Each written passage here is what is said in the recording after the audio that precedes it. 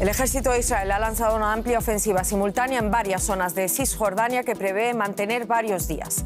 También continuaron los ataques y enfrentamientos cuerpo a cuerpo en varios puntos de la Franja de Gaza. Bienvenidos a esta nueva edición de DW Noticias. Soy Ana Plasencia en Berlín. El ejército israelí asegura haber eliminado a 9 terroristas armados en ataques en varias ciudades de Cisjordania en una nueva operación simultánea a gran escala y paralela a la guerra en Gaza. La oposición venezolana protesta por una cuestionada reelección de Nicolás Maduro y unas controvertidas presidenciales que cumplen hoy un mes. También el chavismo sale a las calles el día después del nombramiento de Diosdado Cabello al frente del Ministerio del Interior, responsable de la policía y el orden público.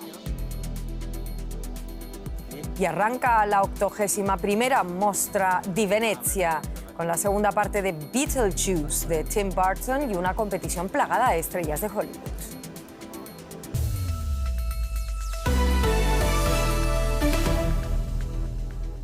El ejército israelí realizó el miércoles lo que considera una operación antiterrorista de envergadura en 4 localidades y 2 campos de refugiados de Cisjordania ocupada, en la que eliminó, según su reporte, a 10 combatientes. En un territorio ocupado por Israel desde 1967, la violencia ha aumentado desde el inicio del conflicto de Gaza desatado por la masacre del movimiento islamista palestino Hamás del pasado 7 de octubre. La operación con bombardeos aéreos y convoyes blindados se realizó, entre otras, en Jenin, Tubas y Tulkarem y contra 2 campos de refugiados. La Media Luna Roja palestina cifró en 10 el número de palestinos muertos. Derribando carreteras, los soldados israelíes han avanzado hacia campamentos de refugiados, aldeas y ciudades del norte de la Cisjordania ocupada. Según el ministro de Relaciones Exteriores de Israel, las tropas van a destruir infraestructura terrorista. Aunque Israel ha estado realizando ataques casi a diario desde los atentados terroristas de Hamás el 7 de octubre, esta operación parece más grande. Expertos dicen que es la primera vez desde 2005 que las fuerzas israelíes han atacado en tantos lugares a la vez en Cisjordania. La ciudad de Jenin, un bastión militante, es uno de los principales objetivos de las incursiones. Según medios palestinos, las tropas israelíes han bloqueado varias carreteras en esta zona y han impedido el acceso a hospitales construyendo barreras de tierra en las calles. Israel también ha atacado desde el aire con drones. Uno impactó en este automóvil cerca de Jenin. El ejército israelí publicó estas imágenes de otro ataque en el campo de refugiados de Farah, en el que, según Israel, murieron 4 militantes. Este hombre resultó herido en el ataque que, según él, mató a sus familiares.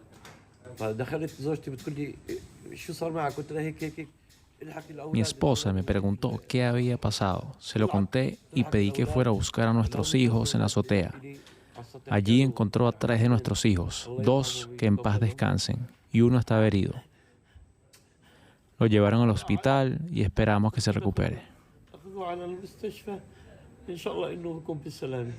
Aún no está claro cuánto durará la operación israelí en Cisjordania. La autoridad palestina ha calificado la operación como una grave escalada y ha pedido la intervención de Estados Unidos. El ministro de Exteriores israelí Katz habla de guerra, pide actuar igual que en Gaza con cualquier medida que sea necesaria, dice. Conectamos con el periodista Joan Cabasés en Beirut. Joan, ¿qué significa esto? Hola, ¿qué tal? Bueno, parece claro que Israel Katz quiere aplicar sobre algunas partes de la Cisjordania ocupada la misma ofensiva a gran escala que vemos en la Franja de Gaza desde octubre. Hay que decir que desde hace 24 horas vemos una operación a gran escala de las tropas israelíes en varios campos de refugiados dentro de Cisjordania, como el de Jenin y el de Tulkarem, donde hay presencia de grupos armados palestinos que se enfrentan al ejército israelí. Y es en el marco de la lucha contra estos grupos que Katz ha asegurado esta tarde que el ejército israelí debería aplicar cualquier medida necesaria, incluyendo la evacuación temporal de los residentes, algo que, por supuesto, recuerda a la situación actual dentro de la Franja de Gaza y que provoca el temor entre la población cisjordana. Aunque Katz no tenga influencia directa para dar órdenes al ejército israelí, sus palabras son un indicio de las intenciones de por lo menos algunos miembros de este gobierno actual en el Estado de Israel, y son algo que caldea un ambiente ya de por sí hostil y bélico, no solo en la Franja de Gaza y en Líbano, sino también, a partir de ahora, parece, en la Cisjordania ocupada. Sigamos hablando, si te parece, de ese ambiente hostil, porque las fuerzas israelíes también atacaron infraestructura militar de Hezbollah, puntos de observación y combatientes en varias zonas del sur del Líbano. Esto cuando el primer ministro israelí, Benjamín Netanyahu, volvió a viajar este miércoles a la frontera con ese país, donde habló de un objetivo nacional. Cuéntame más sobre ese objetivo. Bueno, el objetivo nacional al que se refiere Netanyahu es el poder retornar a los residentes del norte de Israel a sus casas. Hay que pensar que son prácticamente 70.000 las personas que han huido de sus pueblos en esta zona fronteriza con Líbano para evitar las hostilidades entre el ejército israelí y la milicia libanesa Hezbollah. Y hay que tener en cuenta que es el Estado israelí el que está financiando el alojamiento de estas 70.000 personas en hoteles y apartamentos en otros puntos del país, algo que por supuesto es un gasto importante para las arcas del Estado en un momento en el que buena parte de los recursos del país se movilizan alrededor de la ofensiva en la Franja de Gaza. Los críticos de Netanyahu lo acusan de no tener realmente en mente a los residentes del norte de Israel, porque incluso en el día de hoy, en el que se ha desplazado a la zona, ha evitado encontrarse con representantes locales de estos pueblos en el norte de Israel. Joan Cabasés Vega, muchísimas gracias por todo esto en Beirut. Un saludo. A vosotros. Y nos desplazamos a Ucrania, donde el jefe del ejército dijo que sus fuerzas habían tomado casi 1.300 kilómetros cuadrados ya de territorio ruso. La incursión se inició hace 3 semanas y suscitó esperanzas de un respiro para los civiles ucranianos que viven en las zonas fronterizas. En lugar de ello, se enfrentan a un creciente aluvión de bombas planeadoras rusas. Son armas baratas que pueden arrasar un edificio de un solo golpe. Nuestro enviado especial Nick Connolly estuvo en Bilopilya, en la región de Sumy.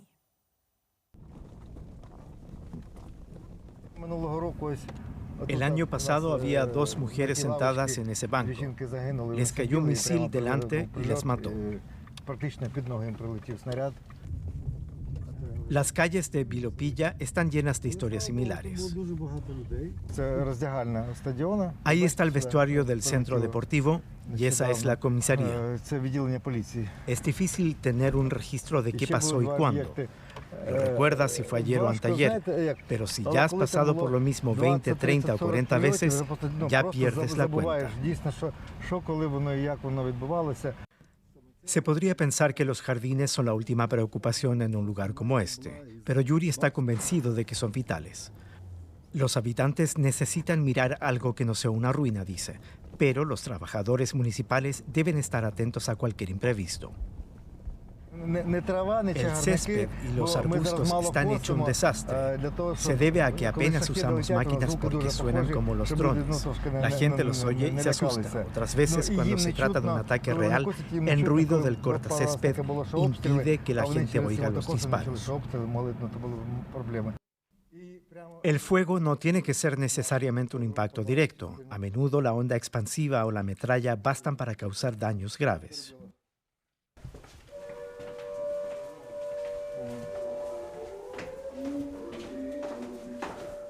Se activa la sirena antiaérea.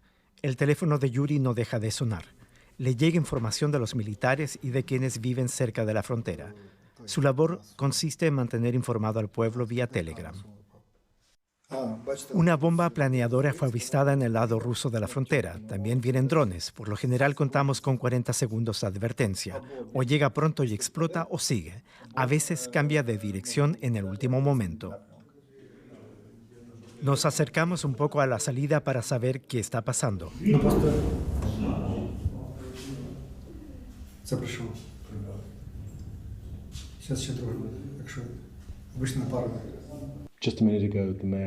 El alcalde acaba de recibir un mensaje. Dice que acaban de caer 2 bombas planeadoras. 2 personas han resultado heridas. No sabemos si de gravedad. Al llegar a esta calle nos informan que 2 transeúntes heridos ya han sido trasladados al hospital. Afortunadamente estas casas estaban vacías. Unos pocos metros más adelante la situación sería ahora muy distinta. Seri vive muy cerca, está en shock y siente mucha rabia. Cuando estalló la bomba nadie se molestó en ver si estábamos vivos o muertos. La gente estaba allí viendo el cráter, ¿me entiende? ¿Entiende por qué estoy tan enfadado? Seri nos cuenta que no es la primera vez que viene la gente a ver. Hace solo 2 meses cayeron en su calle misiles Grad. Es menos optimista que el alcalde. Él y su mujer no quieren correr más riesgos. Nos iremos de aquí y ya veremos qué hacer. Nadie va a reconstruir todo esto, si es que alguna vez se hace. Debemos irnos. Se espera un nuevo ataque. Y damos paso ya a la economía con Rosa. Bienvenida. ¿Qué tal, Ana? Nos fijamos en primer lugar en Estados Unidos, porque las empresas de ese país con una capitalización bursátil de más de $1 billón suelen ser del sector tecnológico. Pero esto ha cambiado hoy, cuando el conglomerado del legendario inversor Warren Buffett se ha unido a ese exclusivo club. Berkshire Hathaway es controlado por Buffett, de 93 años. Se trata de un conglomerado que incluye empresas de seguros de transporte, así como inversiones en empresas de energía y materias primas. Buffett se hizo con el control de Berkshire en la década de 1960 y la convirtió en una exitosa sociedad de inversión. Su atinada intuición logró que las inversiones de las compañías en varias empresas tuvieran un rendimiento significativamente más alto que el promedio del mercado financiero. El conglomerado de Warren Buffett rebasa el $1 billón en bolsa. Argemino Barro, en Nueva York, la compañía ha subido un 24% en bolsa en lo que va de año. ¿Cuáles son las causas de su crecimiento? Hola Rosa, ¿qué tal? Bueno, básicamente Berkshire Hathaway es un pedazo del Producto Interior Bruto de los Estados Unidos, una compañía que, como has mencionado, fue adquirida por Warren Buffett hace más de 6 décadas. Originalmente era una empresa textil que tenía algunos problemas y ha crecido poco a poco en diferentes sectores hasta convertirse en un conglomerado, que es un modelo económico de antiguo cuño que, en el caso de Berkshire Hathaway, incluye mensajería, ferrocarriles, transporte, alimentos, bebidas y también inversiones en empresas como la banca o también en el sector de la tecnología. Es una empresa que básicamente se dedica a hacer dinero de forma estable, con este modelo, como digo, conservador. Ha llegado a tener más bonos del Tesoro a corto plazo que la propia Reserva Federal y, según la última publicación de resultados, Berkshire Hathaway tiene ahora mismo casi $300.000 millones en líquidos. Una serie de razones que inspiran confianza a los inversores y esto se refleja en el elevado valor bursátil de la empresa. Bueno, Argemino, el veterano Warren Buffett, decimos, cumplirá pasado mañana ya 94 años. ¿Hay un sucesor designado para dirigir la compañía?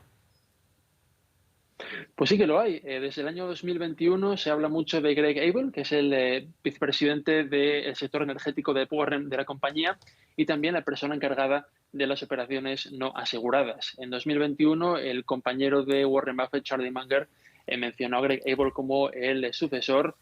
Charlie Munger falleció desgraciadamente el pasado noviembre y en la última conferencia en Omaha de la empresa, Greg Abel había reemplazado a Munger estando justo al lado de Warren Buffett. Es una persona respetada por los accionistas que probablemente lo hará muy bien en el futuro, aunque no llegará a tener esa talla icónica que tiene Warren Buffett, el llamado oráculo de Omaha, cuyo pensamiento económico y financiero, normalmente expresado en aforismos, continúa siendo estudiado en las facultades económicas. Así es. Muchísimas gracias, Argemino, por este análisis. Un saludo hacia Nueva York. A vosotros. Saludo. Bueno, y comenzaron en París los Juegos Paralímpicos, uno de los acontecimientos deportivos más importantes del mundo. Los organizadores esperan 10 millones de turistas en la capital francesa cuando compitan los atletas de 180 naciones. Atletas de primera fila pueden vivir del deporte, pero ¿y los demás? ¿Y cuánto dinero ingresan de los patrocinadores? Lo vemos en el siguiente informe. Los atletas alemanes. Hace apenas unos días, estos atletas se preparaban en Alemania. Hay 22 disciplinas. Solo unos pocos pueden ganarse la vida como deportistas de élite. Es una bendición. Mis necesidades financieras están cubiertas porque tengo patrocinadores. Por supuesto, no es igual para todos. Creo que sin patrocinadores es difícil. Yo soy embajador de Otto Bock y Nike. La mayoría, además de practicar deporte, tiene que compatibilizar el trabajo, la familia o los estudios. Es difícil gestionar estas dos cosas en mi vida diaria y tengo que ser honesta, estoy un poco más centrada en el deporte que en la universidad, pero trato de encontrar un buen equilibrio. El evento en París dura 12 días. ¿De dónde sale el dinero para los deportistas de élite y para las competiciones costosas? Estas son las animaciones de las ceremonias de inauguración. 1.200 millones de euros proceden de patrocinadores y casi 4.000 millones de la comercialización de derechos de comunicación y la venta de entradas. Uno de los patrocinadores es el grupo asegurador mundial Allianz. Nuestro perfil encaja muy bien con el deporte. Creemos en el impacto del deporte en la salud, en la sociedad y en el desarrollo social, ya se trate de deportistas con alguna discapacidad o no. El fabricante de prótesis Otto Bock tiene un taller de reparación en la Villa Paralímpica de París. La empresa es líder del mercado mundial en su especialidad y cuenta con 8.000 empleados. La firma es uno de los patrocinadores de los Juegos Paralímpicos y ofrece sus servicios de modo gratuito durante el evento. Tenemos una gran red de embajadores, apoyamos a más de 75 atletas de todo el mundo y este apoyo, por supuesto, también se da en el sector de los materiales, pues les proveemos sillas de ruedas y prótesis, pero también los asesoramos para ayudarles a montar y ajustar las prótesis correctamente. También el aspirante a medallista Johannes Flors lleva una prótesis del fabricante ortopédico alemán.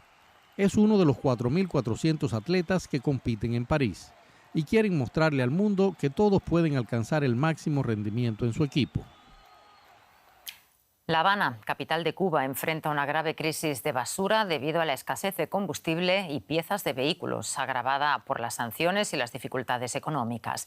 Casi la mitad de los equipos de recogida de basura en la ciudad está en desuso por roturas y falta de piezas de repuesto. A todo esto, las autoridades dicen que no encuentran trabajadores por los bajos salarios en medio de un aumento de enfermedades como el dengue y el virus del oropuche. La Habana, emblemática capital de Cuba, joya cultural y arquitectónica, la ciudad más grande del país, está hoy desbordada de basura. La ciudad, de más de 2 millones de habitantes, sufre desde hace meses una grave crisis de recogida de basuras debido a la escasez de combustible y piezas de vehículos, agravada por las sanciones y las dificultades económicas. Los residentes, al carecer de contenedores, dejan sus bolsas de basura en las calles, lo que empeora la situación. Mi cocina da al mismo basurero. Ahí hay que estar tapando todo porque si no lo que como es mosca y mosquitos, guasasa, chinchas, caminan por las paredes. En La Habana diariamente se acumulan más de 30.000 metros cúbicos de basura, un aumento significativo respecto al año anterior.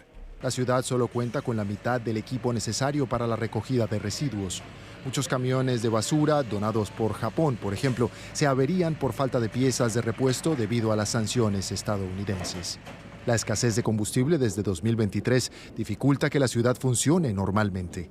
Los problemas de salud van en aumento, con la propagación de enfermedades como el dengue debido a las condiciones insalubres. Los trabajadores municipales perciben salarios bajos y trabajan en malas condiciones. Algunos carecen de equipos de protección básicos. Problemas estructurales que no parecen tener solución en un futuro próximo. Y seguimos en América Latina. ¿Cómo están las cosas en Venezuela, Ana? Pues no muy bien. Un mes después se cumplen hoy de esas cuestionadas elecciones en Venezuela. La oposición llamó nuevamente a protestas en diferentes ciudades del país. Fue la cuarta manifestación contra la proclamación de Nicolás Maduro para otro mandato de 6 años. En Caracas, cientos de simpatizantes participaron en la marcha encabezada por la líder opositora María Corina Machado. Machado aseguró que la protesta hará ceder al gobierno de Maduro y reiteró la victoria del candidato de la plataforma unitaria, Edmundo González Urrutia. La oposición y numerosos países no han reconocido la victoria de Maduro proclamada por las autoridades judiciales controladas por el gobierno. Un mes de las elecciones y no se ha producido el cambio que muchos esperaban, ante todo esa oposición. Óscar Schlenker en Caracas. Óscar, protestas contra el fallo del TSJ que convalidó esa controvertida victoria electoral de Maduro en las presidenciales y que encabezó hoy, como veíamos, María Corina Machado. Manifestaciones también a favor del chavismo. ¿Cuál es hoy el pulso en las calles? Sí, ya culminada la concentración opositora en Caracas y en otras ciudades del país, pudimos apreciar que muchos ciudadanos salieron a apoyar a María Corina Machado a pesar del temor por la represión y los arrestos arbitrarios que hemos registrado. De hecho, otro de los líderes opositores, el dirigente político y periodista Biagio Pilieri, y su hijo fueron detenidos en horas de la tarde después de la concentración. Otros dirigentes también denunciaron haber sido perseguidos, pero lograron escapar. Por otra parte, como bien dice Ana, el oficialismo también se encuentra hoy en las calles de Caracas apoyando a Nicolás Maduro con una gran caravana de motorizados que se dirigieron a una concentración en Miraflores para celebrar los resultados anunciados por el Consejo Nacional Electoral hace un mes. Y el nuevo ministro de Interior, Justicia y Paz, Diosdado Cabello, aprovechó para anunciar que en 2025 se realizarán las elecciones para gobernadores, alcaldes y diputados. De alguna manera, Óscar, el chavismo busca zanjar ese enfrentamiento por los resultados electorales, pero me pregunto en qué punto estamos, si no es el punto de inflexión que esperaban muchos. María Corina Machado lo decía, que seguía esperando que Maduro cedería. Bueno, a un mes de las elecciones el CNE aún no ha publicado los resultados detallados y eso ha sido un punto que ha generado muchas críticas nacional e internacionalmente. Sin duda el oficialismo ve cuestionada su credibilidad y eso le ha costado alianzas en la región. La oposición a su vez se ve enfrentada a una administración de Maduro mucho más represiva. Ayer vimos que hubo también algunos cambios en el gabinete. Tenemos cifras históricas de detenciones y persecuciones, así que hay mucha incertidumbre del rumbo que decida tomar el oficialismo en torno a si va a sentarse a negociar o si va a radicalizar aún más la ofensiva contra opositores. La oposición ha dicho estar abierta a negociar. Por los momentos no se ve una resolución al conflicto, más bien vemos que se profundiza. Lo que sí podemos asegurar es que cualquier decisión va a tener implicaciones drásticas que están afectando a la población, a las relaciones internacionales y al futuro de Venezuela. Estaremos muy pendientes de toda la situación cuando se cumple hoy un mes de esas controvertidas elecciones presidenciales. Óscar Schlenker, en Caracas, como siempre, muchísimas gracias. Y en Honduras, la presidenta izquierdista Xiomara Castro ordenó la eliminación del tratado de extradición de su país con Estados Unidos después de calificar de intolerable la injerencia norteamericana en la política de Honduras. La airada reacción de la mandataria se produce después de que la embajadora de Estados Unidos en Tegucigalpa, Laura Dogu, manifestara la preocupación de su país por la reunión de autoridades de defensa de Honduras con el sancionado ministro de Defensa de Venezuela, Vladimir Padrino López. La diplomática estadounidense se refirió al funcionario venezolano llamándolo narcotraficante. Miles de personas marcharon en Costa Rica para defender la educación pública afectada por la falta de inversión del gobierno del presidente Rodrigo Chávez. Los manifestantes exigieron que se destine el 8% del PIB a la educación, como establece la Constitución, y criticaron a la ministra de Educación, Ana Catarina Müller. Actualmente el presupuesto educativo es del 5,2% del PIB y se estima que será de cerca del 5% el próximo año. El Consejo Universitario de la Universidad de Costa Rica condenó los recortes a la educación pública. El Sindicato de Empleados Públicos lamentó la erosión del estado de bienestar que permite salir de la pobreza. El gobierno no se ha pronunciado aún frente a las exigencias. Temporada de festivales y premios de cine y arranca esa temporada o continúa con el más antiguo del mundo, la Mostra di Venezia, y un largo camino que va a culminar casi 6 meses después en Los Ángeles. Ya lo saben cuando se anuncien en marzo los ganadores del Oscar. El Festival de Venecia de este año también tiene un marcado carácter político y arranca con la segunda parte de un clásico de los años 80, Beetlejuice, de Tim Burton, todo un aperitivo para una competición además plagada este año de estrellas de Hollywood. Tim Burton ha reunido al reparto original para esta secuela de su comedia de terror de culto de 1988. Beetlejuice, Beetlejuice, Beetlejuice. Al igual que en la primera película, Beetlejuice, el travieso fantasma interpretado por Michael Keaton regresa a la Tierra para sembrar el caos. Beetlejuice hará que Venecia tenga un arranque fragoroso. Este año Hollywood se apodera de Venecia. Brad Pitt y George Clooney interpretan a dos policías que se ven obligados a trabajar juntos en la comedia de acción Wolf. La expareja de Pitt, Angelina Jolie, luce elegante en María, interpretando a la leyenda de la ópera María Callas. Y Lady Gaga se une a Joaquín Phoenix en Guasón 2, una secuela musical de Joker, ganadora del León de Oro de Venecia 2019.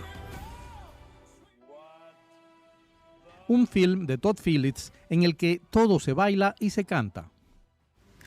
Venecia se pone seria con 5 de septiembre, un drama sobre los reporteros deportivos que cubrieron los atentados terroristas contra los atletas israelíes en los Juegos Olímpicos de Múnich en 1972.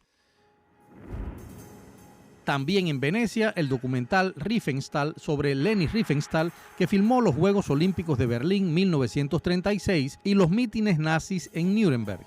Utilizando los archivos personales de Riefenstahl, la película muestra cómo la directora participó voluntariamente en la propaganda nazi, a pesar de haberlo negado durante toda su vida. Una película estremecedoramente actual. El uso de la obra de Riefenstahl nos da la oportunidad de entender algo de la actualidad del fascismo, de la ultraderecha, del aumento de los movimientos de extrema derecha en todas partes, no solo en Alemania, sino en Europa y también en cierto modo en los Estados Unidos. Estamos haciendo historia. El fascismo es también el tema de una nueva serie de televisión que se estrena en Venecia sobre el ascenso al poder del dictador italiano Benito Mussolini. La democracia es muy hermosa, te concede mucha libertad, incluso la libertad de destruirla. Repleta de política, entretenimiento y cine digno de premios, la edición 81 del Festival de Venecia es la cita cinematográfica ineludible del año. Y antes de despedirnos nos fijamos en esa tradición española en la que cada último miércoles de agosto reina el caos. Se trata de la fiesta de la tomatina, lo que ahora es una batalla campal a tomatazo limpio.